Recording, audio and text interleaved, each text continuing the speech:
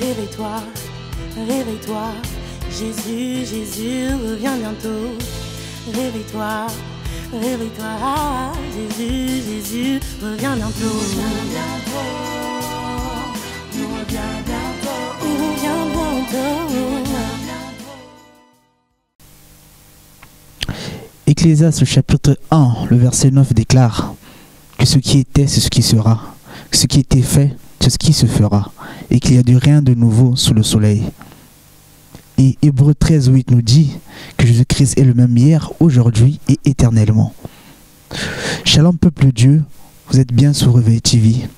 Je suis le frère Ossien Ngwala. Aujourd'hui, dans le cadre de notre rubrique Monsieur quelle heure est-il, nous allons, moi et le frère Fred Sita, vous exposer et vous démontrer le signe que Dieu a envoyé aux États-Unis. A tout de suite.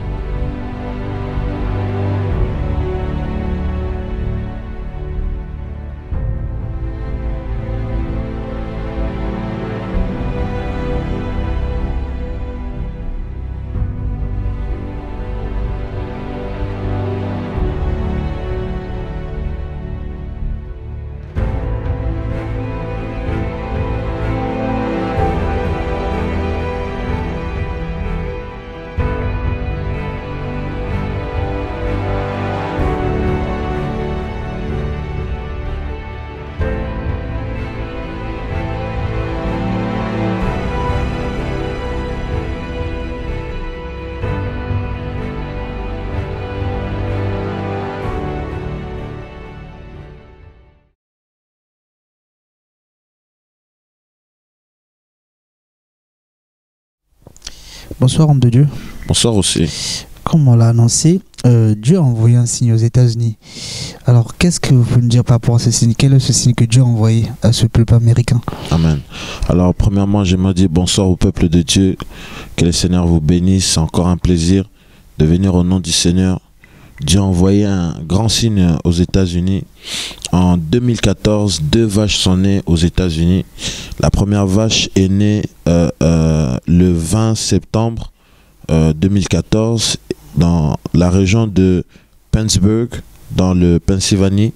La deuxième vache est née le 25 septembre 2014 dans l'État de Texas. Les 2 vaches, le signe Dieu que les 2 vaches dont Dieu a envoyé, ils portent un signe dans leur front. Ils ont le chiffre 7 qui est écrit dans leur front.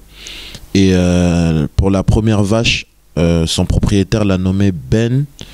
Et parce qu'il aime un footballeur américain du nom de Ben aussi, qui s'appelle Ben, et qui porte le chiffre 7. Et la seconde vache, on l'a nommée Shemitah. Le mystère est ici que la première vache est née juste avant la fin elle est née juste à la fin de la 6e année pour rentrer dans le Shemitah, donc le sabbat, la 7e année. Et la deuxième vache est née durant le Shemitah. Et on voit encore durant cette année de Shemitah un homme aussi qui s'appelle Benjamin Netanyahu, qui s'est rendu au Congrès américain pour plaider pour la cause d'Israël, comme la reine Esther avait plaidé pour les enfants d'Israël concernant la cause d'Israël que Naaman voulait les exterminer. Et il est parti plaider au Congrès américain pour plaider contre le protocole de la libération du plan du protocole du nucléaire pour l'Iran. Et il a plaidé durant cette même année. C'est ce que je peux dire vraiment. Les 2 signes qu'on doit retenir que Dieu a envoyé en Amérique, c'est les vaches avec le chiffre 7 sur leur front. D'accord. Et j'en profite en passant, parce que dans votre discours, vous avez employé le mot Shemitah. Et je me souviens bien qu'on était aussi, pendant certains tournages, vous avez réussi à parler de ce mot Shemitah. Et pour certaines personnes, je pense, sûrement que ce mot doit être nouveau, comme à moi ce mot était nouveau, parce que je savais pas ce que c'était, Shemitah. Donc est-ce que vous pouvez un peu redéfinir ce mot, donner un peu sa signification, que pour ceux qui nous verront ce soir, qu'ils essaient un peu d'avoir une idée de ce que ça veut dire Shemitah, parce que certaines personnes risquent d'être perdues par rapport à ce mot. Si vous pouvez un peu nous expliquer ce que ça veut dire. Alors le Shemitah, on le trouve rapidement, je vais le définir avec la Bible, parce que c'est un mot biblique, parce que le Shemitah est la 7e année de cette année que Dieu avait donnée aux enfants d'Israël. Comme une semaine dure 7 jours, Dieu avait demandé aux enfants d'Israël d'observer le 7e jour qui était le sabbat pour Israël. Et de la même façon, Dieu avait demandé aussi aux Israélites d'observer après 6 ans, la 7e année, le Shemitah, de laisser la terre reposer. Le Shemitah, c'est un mot en hébreu, en français veut dire relâche. On va voir premièrement, Dieu avait demandé aux enfants d'Israël d'observer le sabbat annuel. On est dans Lévitique, le chapitre 25, le verset 1 à 4. Je lis: l'Éternel parla à Moïse sur la montagne de Sinaï et dit: parle aux enfants d'Israël et tu leur diras: quand vous serez entrés dans le pays que je vous donne, la terre se reposera. Ce sera un sabbat en honneur de l'Éternel. Pendant 6 ans, tu ensemenceras ton champ. Pendant 6 ans, tu tailleras ta vigne et tu en recueilleras le fruit. Mais la 7e année sera un sabbat, un temps de repos pour la terre, un sabbat en honneur de l'Éternel. Tu n'ensemenceras point ton champ et tu ne tailleras point ta vigne. Je vous montre aussi que le Shemitah, Dieu avait interdit, comme je le dis tantôt, aux enfants d'Israël de travailler la 7e année. Ils devaient relâcher la terre, laisser la terre comme ça sans soin. Et le Shemitah veut dire aussi relâche, l'annulation des dettes. L'annulation des dettes, nous sommes dans Deutéronome, le chapitre 15, le verset 1 à 2. La Bible déclare: tous les 7 ans, tu feras relâche. Et voici comment observer le relâche. Quand on aura publié le relâche en l'honneur de l'Éternel, tout créancier qui aura fait un prêt à son prochain se relâchera de son droit, et il ne pressera pas son prochain et son frère pour le paiement de sa dette. Vous voyez, le Shemitah est non seulement laisser la terre reposer, mais c'est l'annulation des dettes. Et le Shemitah aussi veut dire bénédiction.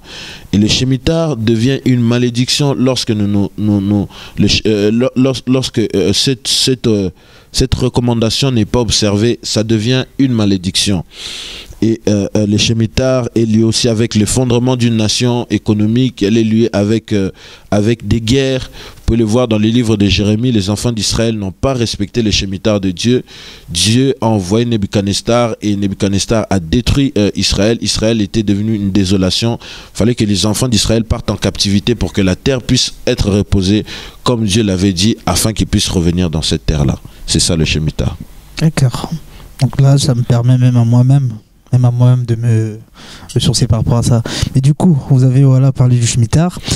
Et là, par rapport à ce que vous avez lu, je pense que vous avez parlé du peuple d'Israël, des enfants d'Israël. Alors, j'arrive pas à comprendre. Et certaines personnes aussi se diront: mais pourquoi nous parler des États-Unis alors que là, il vient de lire la Bible, il vient de nous parler des enfants d'Israël. Donc, je comprends pas quel est ce lien que vous faites entre le peuple d'Israël, qui est le peuple de Dieu, et l'État américain, qui est une nation chrétienne. Alors, je sais pas, faites-moi un peu le lien, je comprends pas pourquoi. Très bonne question, très pertinent, frère, aussi. Il faut retenir que l'histoire a démontré s'il y a eu 2 nations qui ont été fondées et qui ont eu une structure pour accomplir les desseins de Dieu, pour accomplir la volonté de Dieu, qui ont été même dédicacées à Dieu. Il y a Israël, premièrement, comme la Bible nous le relate, en commençant par le père Abraham, passant par Isaac, et jusqu'à ce que la nation deviendra en Jacob, Israël. Et cette nation que Dieu libérera en Égypte, on connaît la suite, et ça deviendra une nation puissante, forte et tout. Et les Américains, ce qu'on appelle les Américains aujourd'hui, c'est les protestants d'autrefois qui étaient en Europe, qui se sont considérés comme les enfants d'Israël, et ils ont crié à Dieu.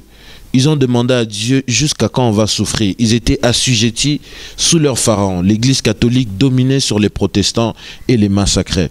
Et ils ont dit à Dieu, Seigneur, donne-nous une terre promise comme tu as donné aux enfants d'Israël. Et dans leur prière, Dieu a utilisé un homme comme il a utilisé Jonas dans la Bible. Lui qui voulait aller à Tarsis, Dieu l'a envoyé à Ninive pour amener son message. Et en 1892, un homme au nom de Christophe Colomb, lui qui voulait se rendre en Inde, par son erreur, Dieu le ramena en Amérique. Et par cette erreur-là, il a pu découvrir l'Amérique et ainsi les protestants ont pu traverser de l'autre côté de l'Atlantique. Et notez cela aussi que les protestants ont considéré leur traversée à l'Atlantique comme la traversée des enfants d'Israël à la mer Rouge. Ils ont considéré aussi l'arrivée sur leur terre et le fait que les Indiens puissent être chassés, c'était comme Dieu avait chassé, n'est-ce pas, les Indiens ils ont considéré comme les Cananéens étaient chassés par les Israélites. Pour eux aussi, Dieu avait chassé les Indiens devant leur face pour leur établir. Ces puritains, lorsqu'ils sont arrivés dans cette nation, ils ont inclus les lois de Moïse dans leur système d'État d'Amérique. Ils ont inclus les lois de Moïse. Et vous voyez, il y a des fêtes comme Thanksgiving, dont les Américains, ils se sont basés sur le modèle de Sukkot, qui est la fête des tabernacles. Et les Américains ont donné à leurs montagnes les mêmes noms que les montagnes qui se trouvent en Israël. On va encore aller plus loin. Les États-Unis a 13 États. Les enfants d'Israël, si on compte la tribu de Lévi, ça fait 13 États aussi. Voyez-vous, ils ont été fondés sur les mêmes fondements que les enfants d'Israël. Les enfants d'Israël avaient pour rôle de publier la parole de Dieu, de publier la connaissance de Dieu. Et les Américains ont publié la connaissance de Dieu. C'est la nation qui a propagé le plus l'évangile de Dieu. Les enfants d'Israël, lorsqu'ils allaient à la guerre, ils priaient. Les Américains priaient.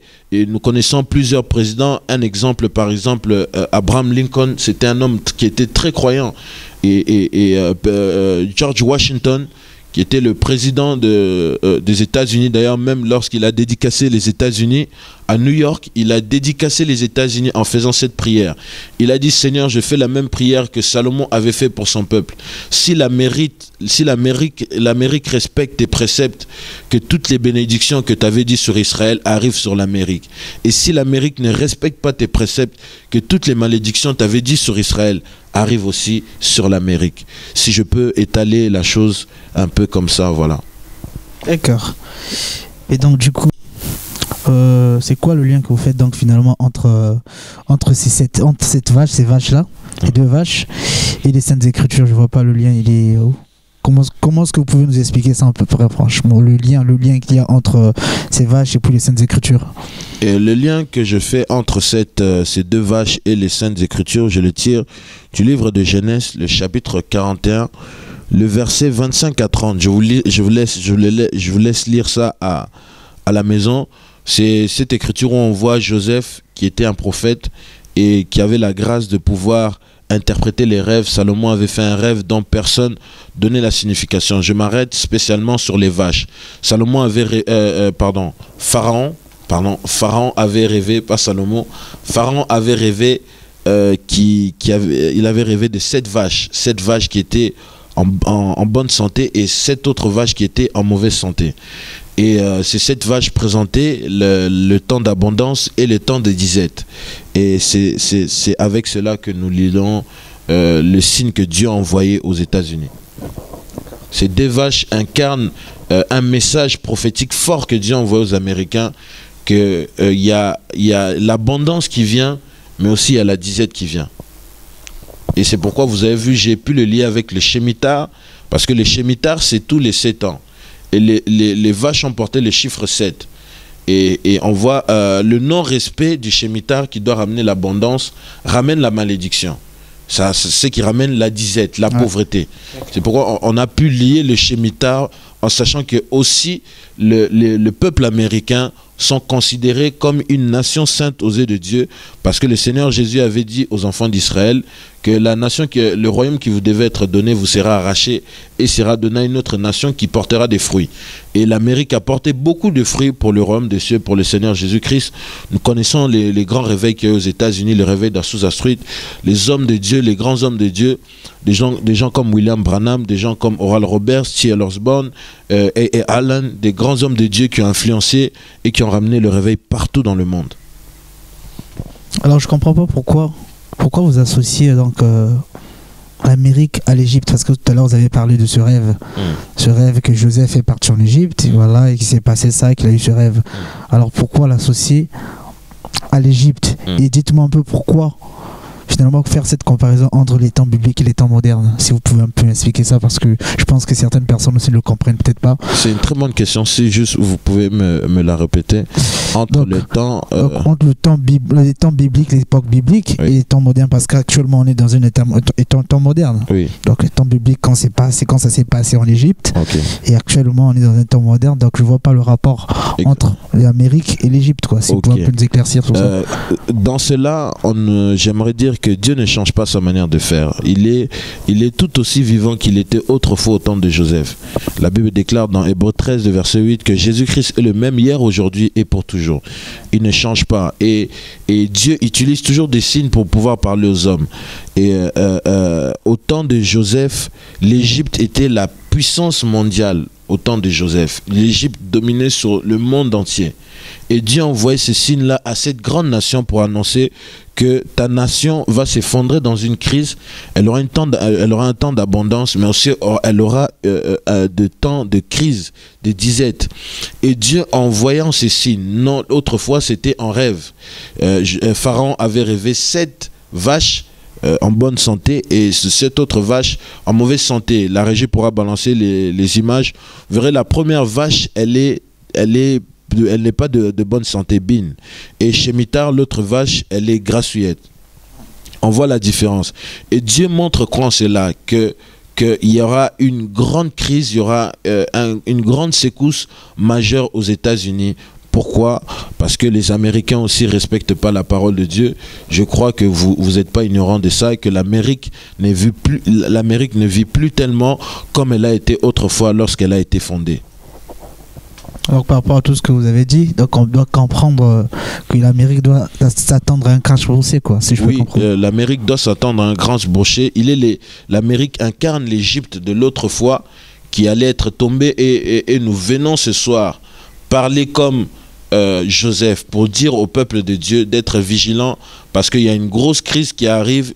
Pour vous donner seulement quelques exemples, il y a beaucoup de stock de market, ils ont fermé, des boutiques, des magasins ont fermé parce qu'ils ont constaté que le peuple a commencé à acheter des nourritures et mettre en stock. Parce que le peuple sent qu'il y a quelque chose de mauvais qui arrive. Et j'ai vu un économiste américain qui a dit qu'il a conseillé même aux Américains de sortir leur argent de leur compte bancaire parce qu'ils ne savent pas. Il y a des statistiques qui disent que peut-être au mois de février, l'économie américaine sera effondrée. Et si l'économie américaine est effondrée, l'Europe suivra et tous les autres suivra. Vraiment, il faut que nous nous attendons à une grande secousse économique cette année. Après les Shemitah.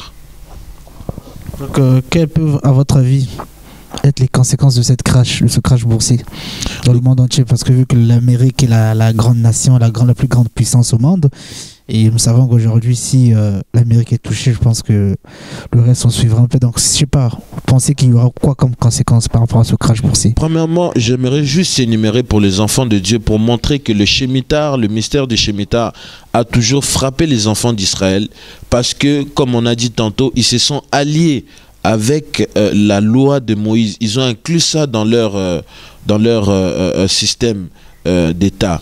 Et d'ailleurs même il y avait la statue de 10 commandements qui vient d'être cassée à Oklahoma, de 10 commandements que des satanistes ont détruits. Et je vais vous montrer que le Shemitah a frappé plusieurs fois les États-Unis. De l'année 1916 en 1917, durant la Première Guerre mondiale, la crise économique survient.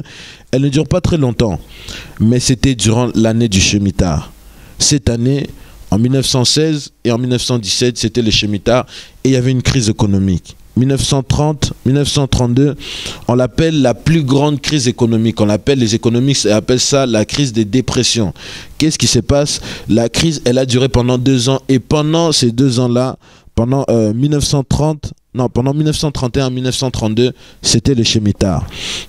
De 1937 à 1938, Wall Street, à peine sortie de la crise de 30-32, elle retombe encore dans une crise juste après les Shemitah. Wall Street s'effondre. En 1973, tout le monde connaît la crise pétrolière, des multiples crises monétaires, pétrolières. Et cette crise arrive durant le commencement de Shemitah. Nous allons encore dans une crise qui est assez récente. 2007 à 2008, qui a touché tout le monde entier, qui a touché même l'Europe, et il y a eu des conséquences aussi en Europe. 2007-2008, imaginez-vous, c'était quelle période? La période de Shemitah.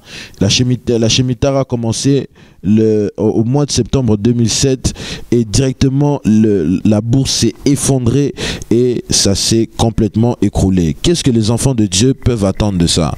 Les enfants de Dieu doivent s'attendre à ce qu'on appelle le nouvel ordre mondial. Parce que à partir du chaos, ils veulent établir un ordre. Parce que le chaos est en train de venir. Je vous dis, frères et sœurs, ce qui va arriver aux Américains sera terrible. J'étais là-bas d'ailleurs, j'ai parlé de la part de Dieu. Vous étiez là, on avait publié ça le 1er août, je crois. Le 1er août 2015, on avait parlé, Dieu m'avait montré en vision aux États-Unis qu'il y avait une grande guerre, la bataille entre les hommes civils et l'armée. Et c'était terrible, c'était un grand massacre. Voyez-vous, si l'économie mondiale venait à s'effondre cette fois-ci, attendons-nous à s'effondre, attendons-nous à des gros secousses dans le monde, à des gros moments de douleur. Vraiment, apprenons à vivre par la foi et craignons le Seigneur, parce que toutes ces choses montrent aussi que la venue du Seigneur est très proche. Si je peux récapituler par rapport à ce que vous venez de dire, c'est-à-dire que l'épouse de Dieu, par rapport à tout ça, doit s'attendre à la venue de l'Antichrist, quoi. Non, l'épouse ne peut pas s'attendre à la venue de l'Antichrist. C'est une très bonne question que les gens peuvent se poser cette question. L'épouse n'attend pas la venue de l'Antichrist parce que l'Antichrist, l'épouse ne le croisera pas. Mais l'épouse doit se préparer parce que l'Antichrist, par tous ces signes, ça nous montre que l'homme impie doit apparaître. Parce que le nouvel ordre mondial, c'est un ordre qui prépare l'apparition de l'homme impie. Parce que comme ça, quand tout sera effondré, il y aura un homme qui viendra, un homme qui sera adoré, un homme qui sera célébré, qui aura la solution à toute chose, et tout homme l'aimera et tout homme rentrera dans son système. Voilà. Et nous sommes de Dieu, nous ne pouvons pas rentrer dans ce système. Nous devons nous préparer en voyant les systèmes économiques s'effondrer, parce que le Seigneur a dit, il y aura des temps difficiles. Pardon, l'apôtre Paul a dit dans Timothée, au temps de la fin, il y aura des temps difficiles. Et les temps difficiles sont là. Le Shemitah frappe aussi le système du travail. Ça frappe le système du travail, ça frappe la société. Tout s'effondre. Donc le peuple de Dieu doit considérer réellement, surtout les gens, vous qui perdez votre temps dans la prospérité. Paul il dit aux Galates, hommes dépourvus de sens, qui vous a ensorcelé? Qui vous a ensorcelé de perdre le but que Dieu vous a appelé, la vocation céleste, le royaume des cieux? La Bible déclare que le monde et ses plaisirs passeront.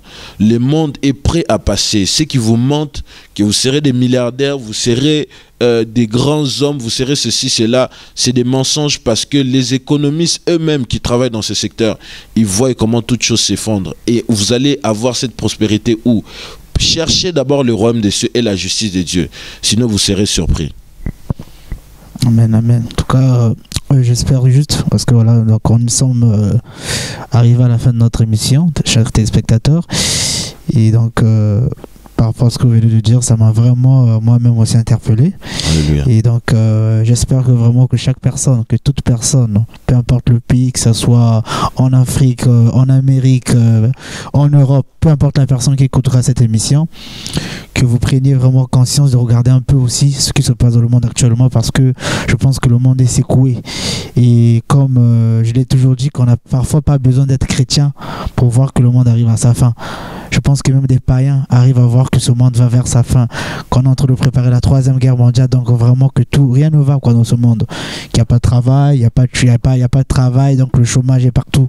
Donc par rapport à ce que venait de dire l'homme de Dieu, j'espère vraiment que ces gens qui ont suivi cette petite émission prendront conscience que Dieu revient très bientôt, très bientôt, Amen. Que son retour est imminent, Amen. Et que chacun de nous se prépare en conséquence, que lorsque l'époux arrivera, que nous soyons prêts, que nous ayons l'huile dans nos lampes. Amen. En tout cas, j'espère que vraiment cette émission aura béni quelqu'un ce soir et qu'il aura fait prendre conscience à une personne ce soir que son retour est vraiment imminent. Amen.